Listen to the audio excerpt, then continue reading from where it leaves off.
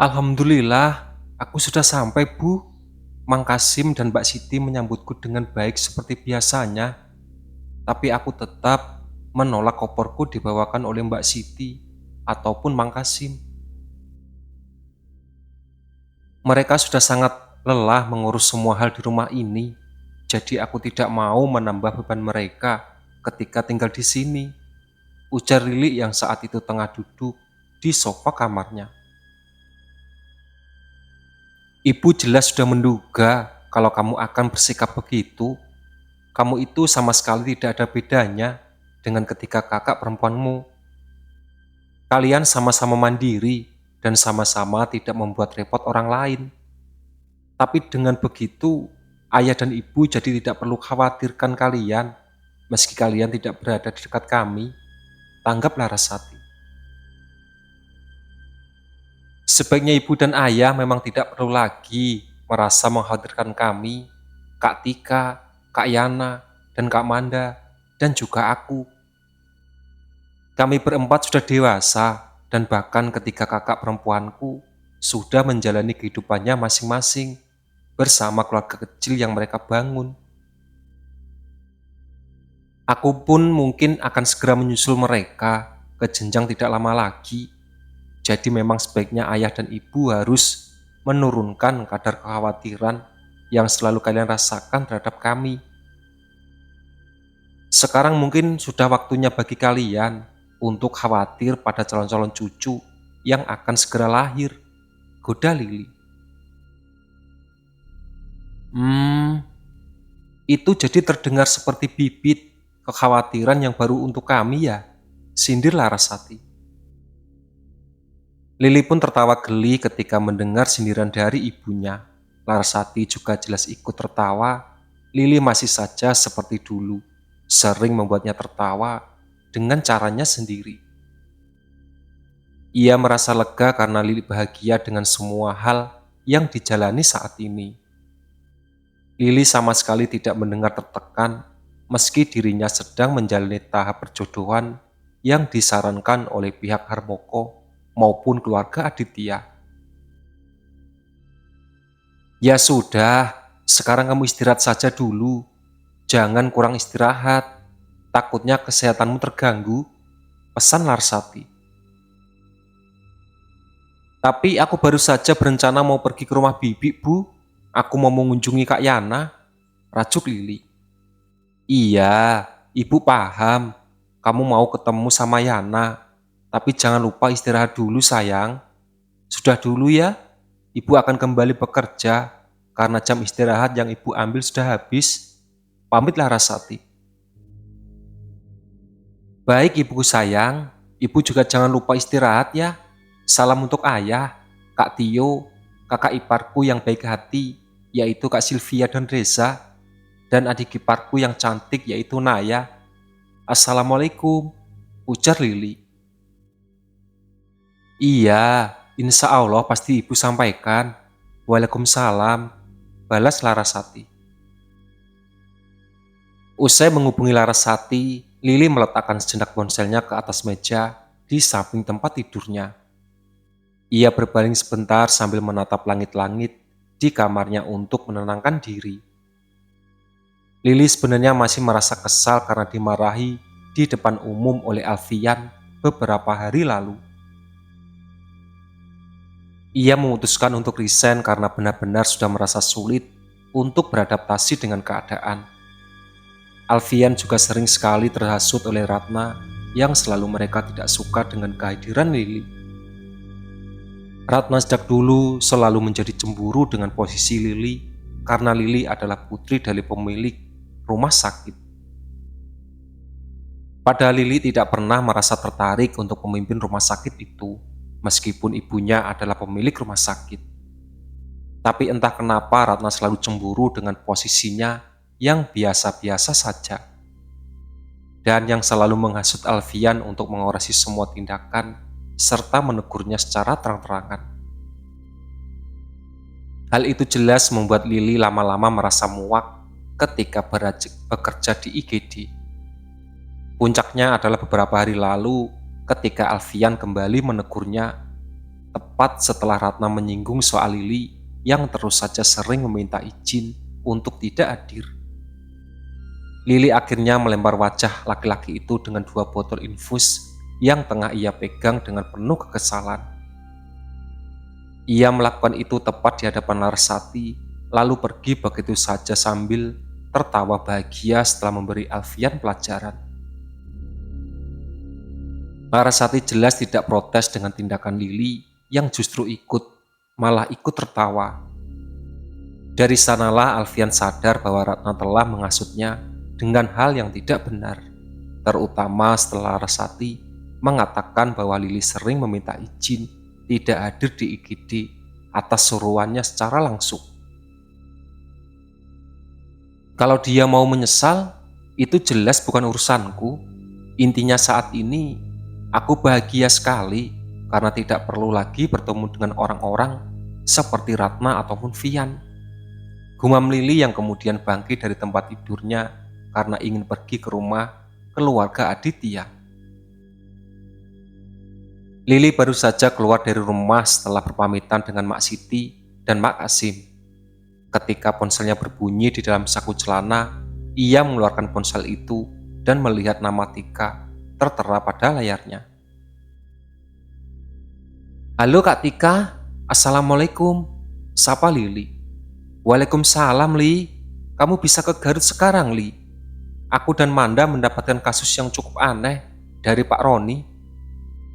Kita sebaiknya memecahkan hal ini sama-sama karena aku butuh penilaian medis dari kamu terhadap beberapa orang korban yang masih hidup meski dalam keadaan koma," ujar Tika sedikit memberi penjelasan. "Aku sudah di Garut kok Kak, aku ada rumah lama milik ayah dan ibu. Kakak lupa ya kalau aku mau pindah ke sini dan membangun klinik milikku sendiri," Lili mengingatkan. "Astagfirullah, iya aku lupa Li. Ya sudah, kamu tunggu di situ saja. Nanti aku dan Manda yang akan jemput kamu dan Yana." "Aku baru mulai jalan ke rumah Bibi Arini Kak. Aku mau ke rumah Bibi Arini saja sekarang. Nanti kakak dan Kak Manda jemput aku dan Kak Yana di sana," saran Lili. "Oh, ya sudah kalau begitu, maumu segeralah ke rumah Bibi Arini dan bersiap-siap bersama Yana sebelum kami datang menjemput. Assalamualaikum." "Waalaikumsalam Kak." Lili pun segera masuk ke dalam mobilnya dan mengemudi menuju ke rumah Aditya. Ia segera kembali memeriksa semua peralatan medis yang ia selalu bawa ketika sedang bertugas di luar, terutama ketika harus memberikan penilaian secara medis terhadap korban. Penjelasan yang tadi Tika jelaskan cukup membuat Lili merasa penasaran dan ingin segera melihat sosok korban yang saat itu berada dalam keadaan koma. Selain karena ingin memeriksanya secara medis, Lili juga ingin menyentuh dan ingin segera tahu mengenai apa yang sebenarnya terjadi pada korban. Mobil Lili masuk ke dalam halaman rumah keluarga Aditya dan Yana tampaknya sudah tahu kalau dirinya akan datang. Tatapan Lili terarah ke seberang jalan ketika akan turun dari mobilnya. Ada seseorang di sana yang tampak sedang memperhatikan Yana yang saat itu berdiri di teras rumah Arini. Namun ketika Lili menoleh sesaat karena akan menutup pintu mobil, orang yang dilihatnya tadi sudah tidak ada di tempatnya.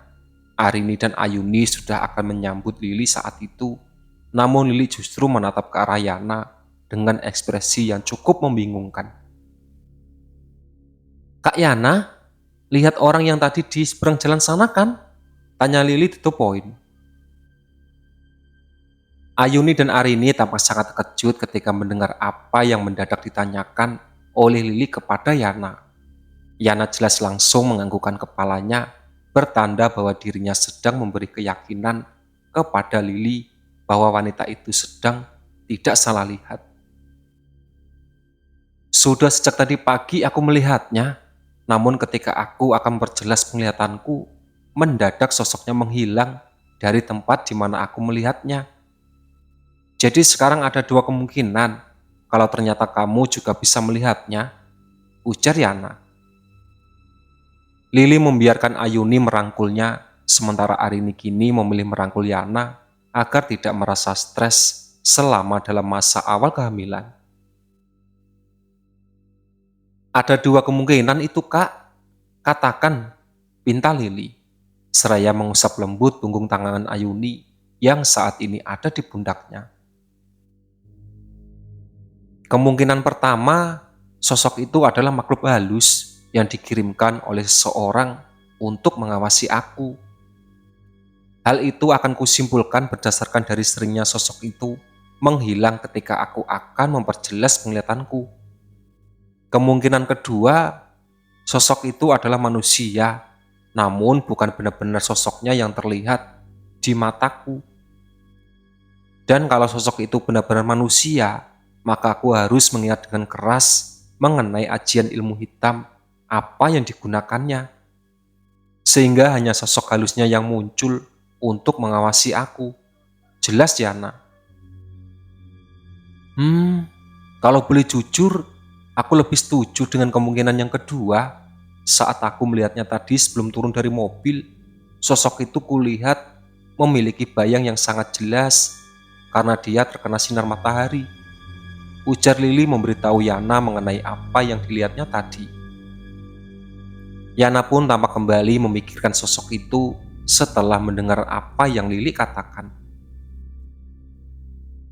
Bayangan ya? Jika dia punya bayangan, berarti dugaanku soal seseorang yang menggunakan ajian ilmu hitam untuk mengirim sosok halusnya saja di hadapan itu jelas tidak meleset. Orang itu pasti sengaja melakukannya untuk memancingku agar mencari tahu tentangnya. Yana membuat kesimpulan baru. Lalu, apakah itu tidak berbahaya menurutmu, sayang? Tanya Arini. Tetap ada dua kemungkinan jawaban atas pertanyaan ibu barusan, jawab Yana. Jika dugaanku benar, maka dia bisa saja ingin mengawasiku dengan cara itu. Namun di sisi lain, ada juga kemungkinan kalau dia akan mencoba menyerangku melalui caranya tersebut. Tapi selama aku menetapkan batas pada kedua rumah keluarga kita, maka insya Allah tidak akan pernah bisa menyerangku. Kalau begitu, kakak harus cepat mencari tahu mengenai ilmu hitam yang digunakan oleh orang itu. Jelas bukan hal yang baik jika kakak terus membiarkan mengawasi diri kakak melalui ilmu hitam yang digunakan. Meskipun semuanya akan tetap baik-baik saja selama berada di dalam batas yang kakak sudah terapkan, saran Lili. Itu benar, Kak. Sebaiknya segera mencari tahu sebelum ada hal yang tidak terharapkan terjadi. Dukung Ayuni setuju dengan saran Lili. Yana pun menganggukkan kepalanya. Ia jelas ikut setuju dengan saran itu karena ia tahu bahwa ada orang yang harus ia jaga setelah menjadi bagian dari keluarga Aditya. Jadi apapun yang sedang mencoba mengintai dirinya jelas harus segera disingkirkan atau semuanya akan menjadi kacau jika tidak disingkirkan. Mobil milik Tika tiba tak lama kemudian untuk menjemput Yana dan Lili. Tika dan Manda turun dari mobil itu untuk menyapa Arini dan Ayuni sebelum pergi lagi. Di tangan Manda terlihat ada satu map yang tampaknya adalah berkas kasus yang akan segera mereka tangani. Assalamualaikum, Ibu, sapa Tika seraya mencium Ayuni. Waalaikumsalam, sayang, balas Ayuni yang kemudian merangkul Tika seperti dirinya merangkul Lili saat itu. Manda juga melakukan yang sama pada Arini, lalu segera memberikan map berisi berkas kasus ke tangan Yana. Apakah kita akan segera pergi sekarang juga, Kak? Tanya Lili kepada Tika dan Manda. Sebaiknya begitu, Li. Semakin cepat kita tangani kasus ini dan kita pecahkan, maka akan semakin cepat kita hentikan jatuhnya korban yang baru, jawab Manda.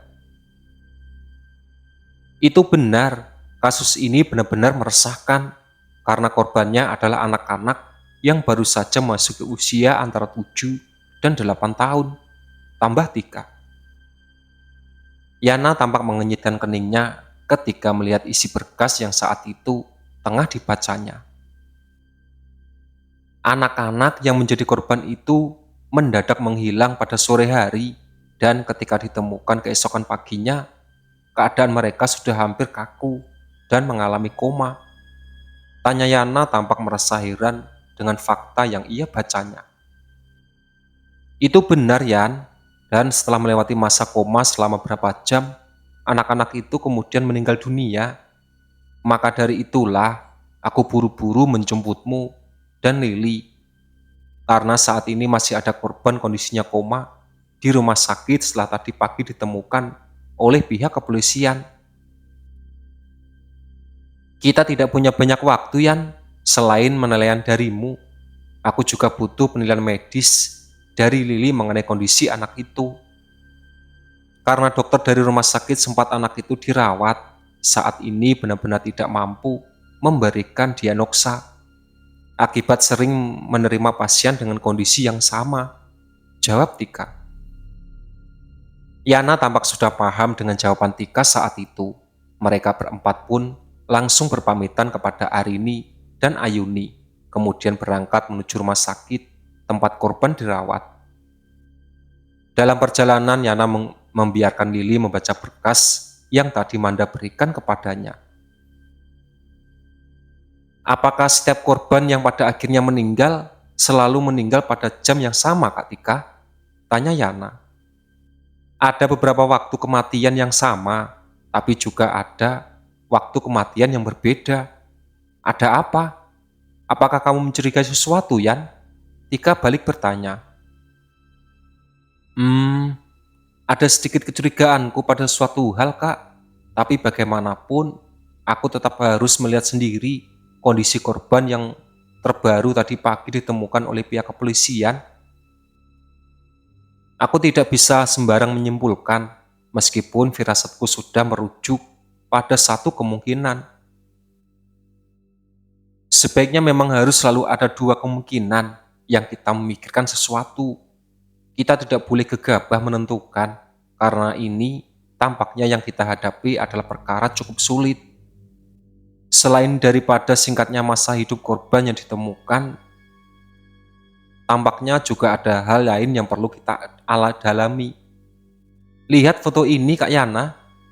Setiap korban tampaknya memiliki tanda yang sama pada telapak kaki mereka. Entah itu tanda lahir yang mereka miliki, atau itu adalah tanda mereka yang dapatkan setelah menghilang, ujar Lily. Yana menatap dengan seksama beberapa lembar foto yang Lily sodorkan kepadanya. Manda yang saat itu duduk di kursi depan menoleh ke belakang untuk melihat ke arah Yana. Astagfirullahaladzim, seru Manda benar-benar sangat kaget, ingin melompat dari kursinya ke arah dashboard. Tika menginjak rem secara mendadak dan membanting kemudi ke arah samping. Mobil itu berhenti di tepian jalan raya dan untungnya tidak terjadi apapun yang buruk kepada mereka berempat. Ada apa, Manda? Kenapa kamu tiba-tiba berteriak seperti itu? Tanya Tika dengan nada yang tinggi. Tadi aku lihat ada seseorang yang berada di luar kaca mobil bagian belakang, Kak. Orang itu tampak seperti sedang menempel pada mobil ini, dan tatapannya tepat tertuju ke arah kakak Yana. Tanya Manda tanpa ragu-ragu. Itulah sahabat cerita dari Tumbal Jual Jiwa. Ditunggu part selanjutnya. Oke.